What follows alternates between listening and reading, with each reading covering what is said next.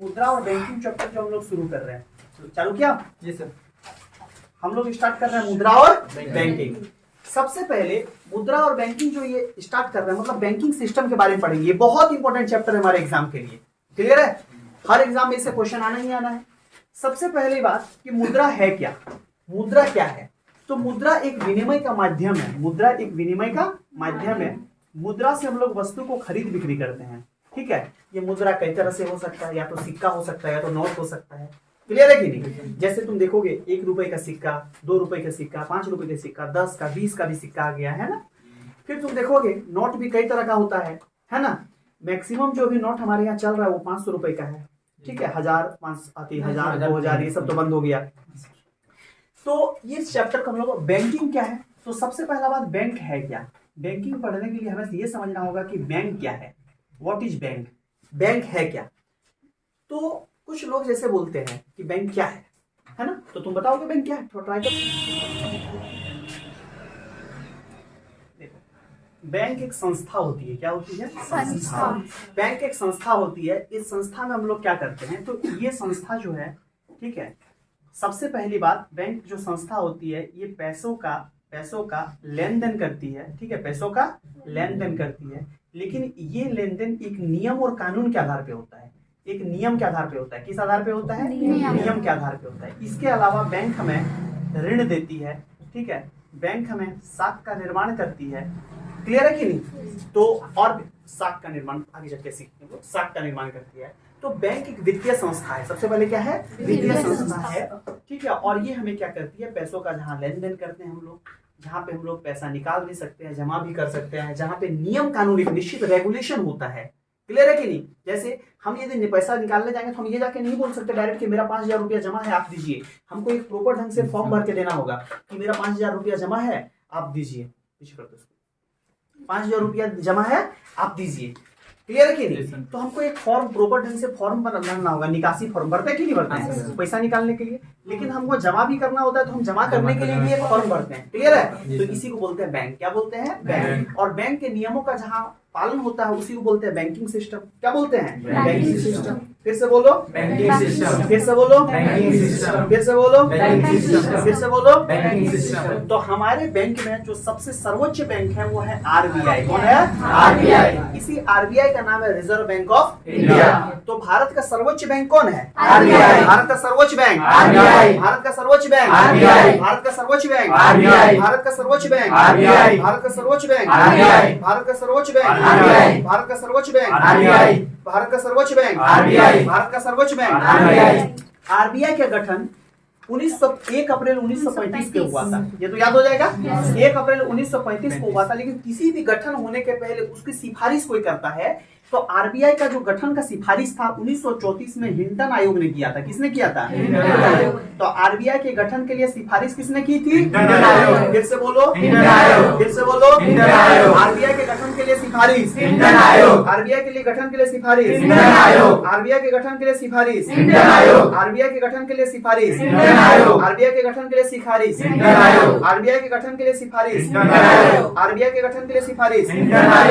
RBI का जो गठन हुआ था इसके लिए सिफारिश तो 1934 में हिंटन आयोग ने करी थी। साथ में 1 अप्रैल 1935 में आरबीआई का गठन हुआ। लेकिन एक चीज याद रखना है, इस गठन के समय आरबीआई को 5 करोड़ रुपया से शुरू किया गया था। कितना से? 5 करोड़। 1935 में 5 करोड़ काफी ज्यादा पैसा है। ये पैसा आया कहां से? तो 5 लाख लोग से। कितना लोग से? 5 लाख लोग से 100 रुपया लिया गया था। कितना कितना? 100 रुपया। तो 100 रुपया का शेयर 5 लाख लोग लगाया। तब हमारे यहाँ हिंटन आयोग की सिफारिश से एक आरबीआई का गठन होता है 1 अप्रैल 1935। कब होता है? 1 अप्रैल 1935। भारत का केंद्रीय बैंक का नाम क्या है? आरबीआई। सेंट्रल गवर्नमेंट है। भारत का केंद्रीय बैंक का नाम आरबीआई। गठन कब हुआ था? 1 अप्रैल 1935। सिफारिश कब किया गया था? इसके द्वारा। इसके द्वारा। कितना पैसा में चालू हुआ? 5 करोड़। कितना लोग दिया था?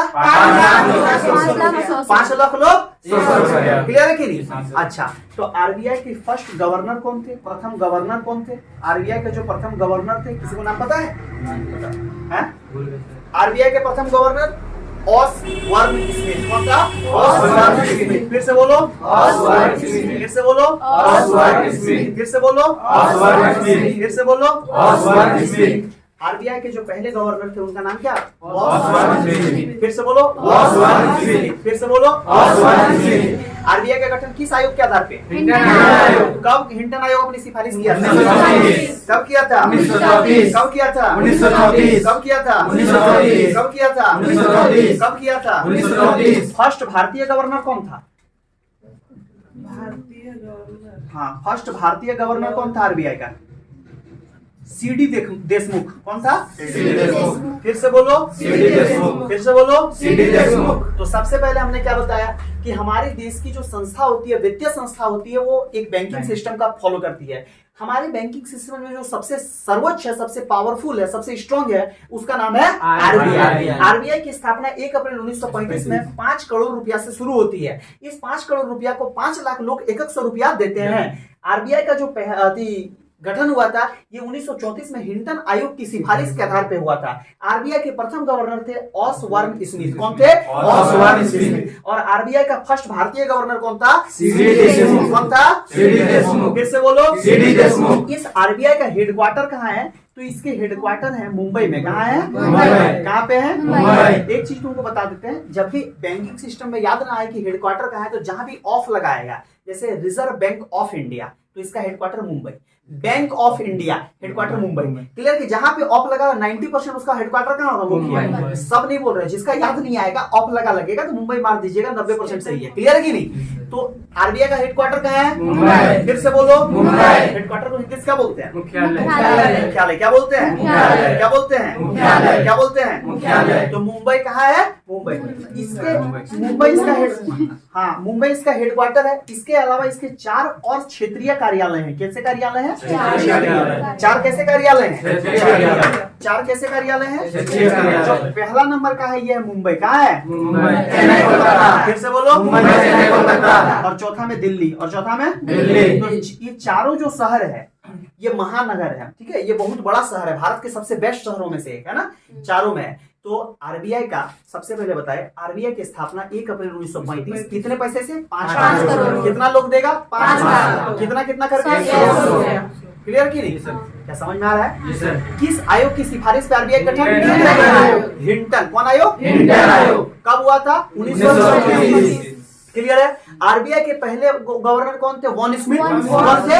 Von Smith. और आरबीआई के जो पहले भारतीय गवर्नर थे उनका नाम था सीडी देशमुख। आरबीआई का हेडक्वार्टर कहाँ है? मुंबई। 4 क्षेत्रीय कार्यालय हैं, एक मुंबई में, चेन्नई, कोलकाता, दिल्ली। फिर से बोलो मुंबई, चेन्नई, कोलकाता, दिल्ली। फिर से बोलो मुंबई, चेन्नई, कोलकाता, दिल्ली। फिर से बोलो मुंबई, चेन्नई, कोलकाता, दिल्ली। फिर से बोलो मुंबई, चेन्नई, कोलकाता, दिल्ली। फिर से बोलो मुंबई, चेन्नई, कोलकाता, दिल्ली। फिर से बोलो मुंबई, चेन्नई, कोलकाता, दिल्ली। फिर से बोलो मुंबई, चेन्नई, कोलकाता, दिल्ली। फिर से बोलो मुंबई, चेन्नई, कोलकाता, दिल्ली। फिर से बोलो मुंबई, चेन्नई, कोलकाता, दिल्ली। फिर से बोलो मुंबई, चेन्नई, कोलकाता, दिल्ली। फिर से बोलो मुंबई, चेन्नई, कोलकाता, दिल्ली।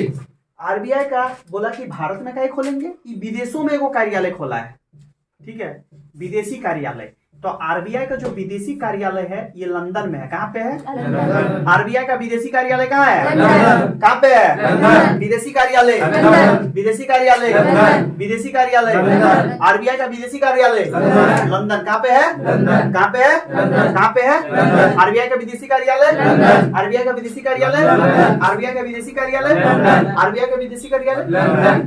देखो ध्यान समझना, आरबीआई का गठन हुआ था 1 अप्रैल 1935। कब हुआ था? 1 अप्रैल 1935। ये 1935 में जब आरबीआई का गठन हुआ 1935 में, तो क्या भारत उस समय आजाद हुआ था? नहीं। भारत को आजादी मिली 1947।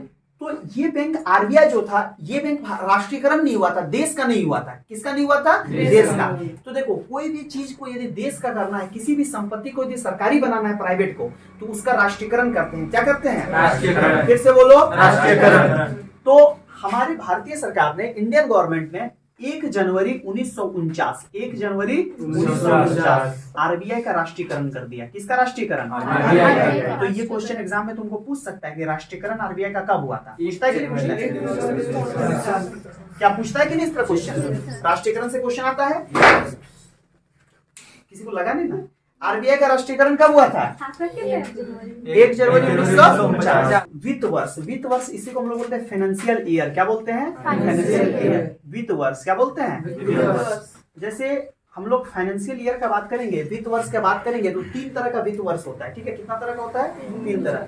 जैसे जनता के लिए जो वित्त वर्ष है, हम लोग के लिए जो वित्त वर्ष है, ये शुरू कब से होता है? 1 जनवरी से, और खत्म कब हो जाता है? 31 दिसंबर। है या नहीं? तो जनता के लिए वित्त वर्ष कब शुरू होता है और खत्म कब हो जाता है? 31 दिसंबर। वित्त मंत्रालय के लिए कब शुरू होता है? 1 अप्रैल। कब होता है? 1 अप्रैल। वित्त मंत्रालय इसके लिए शुरू कब होता है? 1 अप्रैल। और खत्म कब हो जाता है? 31 मार्च। फिर से बोलो, 1 अप्रैल से 31 मार्च। और इसके अलावा एक है आरबीआई का। किसका है? आरबीआई का जो है फाइनेंशियल ईयर वित्त वर्ष, ये शुरू होता है 1 जून। कब शुरू होता है? 1 जून। और खत्म कब होता है? 30 जुलाई। 1 जुलाई, सॉरी 1 जुलाई। और यहाँ होगा 30 जून। 30 जून। कोई दिक्कत नहीं आता है? तो वित्त वर्ष देखो, वित्त वर्ष की बात करेंगे तो वित्त वर्ष मतलब फाइनेंशियल ईयर। तो जनता के लिए जो फाइनेंशियल वित्त वर्ष स्टार्ट होता है 1 जनवरी को और खत्म होता है 31 दिसंबर। वित्त मंत्रालय के लिए 1 अप्रैल से 31 मार्च। और आरबीआई के लिए 1 जुलाई से 30 जून। क्लियर है कि नहीं? आरबीआई के लिए कब शुरू होता है? 1 जुलाई से 30 जून। 1 जुलाई से 30 जून। किसका? आरबीआई। 1 जुलाई से 30 जून। और वित्त मंत्रालय अप्रैल से 1 अप्रैल से 1 अप्रैल से 1 अप्रैल से 1 अप्रैल से 1 अप्रैल से 1 अप्रैल से 1 अप्रैल से 31 मार्च। ध्यान समझना, आरबीआई को चलाने के लिए बोर्ड मेंबर होना चाहिए। क्या होना चाहिए? आरबीआई में एक बोर्ड होगा। क्या होगा? बोर्ड। आरबीआई को जो चलाने के लिए बोर्ड होता है, इस बोर्ड में टोटल 21 मेंबर होते हैं। कितने होते हैं? 21। तो आरबीआई को जब आरबीआई का गवर्नर होता है, पहला सबसे हेड कौन होता है? आरबीआई के गवर्नर। उसके बाद आरबीआई के डिप्टी गवर्नर 4 होगा और अन्य डिप्टी गवर्नर के अलावा भी अन्य गवर्नर 4 होगा। क्लियर है कि नहीं? तो एक मेन गवर्नर, डिप्टी गवर्नर 4 और अन्य गवर्नर 4, 9 को यहाँ गया। वित्त मंत्रालय का 2 आदमी, क्या आदमी? 2। और इसके अलावा अर्थशास्त्र के जानकार, जिसको अर्थशास्त्र के बारे में अच्छा नॉलेज है, वहाँ का 10 आदमी। तो टोटल आरबीआई में कितने सदस्य? 21। सबसे आरबीआई का मेन कौन है? आरबीआई का गवर्नर। देखना, पैसा के ऊपर में गवर्नर का साइन रहता है। 10 टका 20 टका का नोट है किसी के पास? निकाल के देखो, पैसों में साइन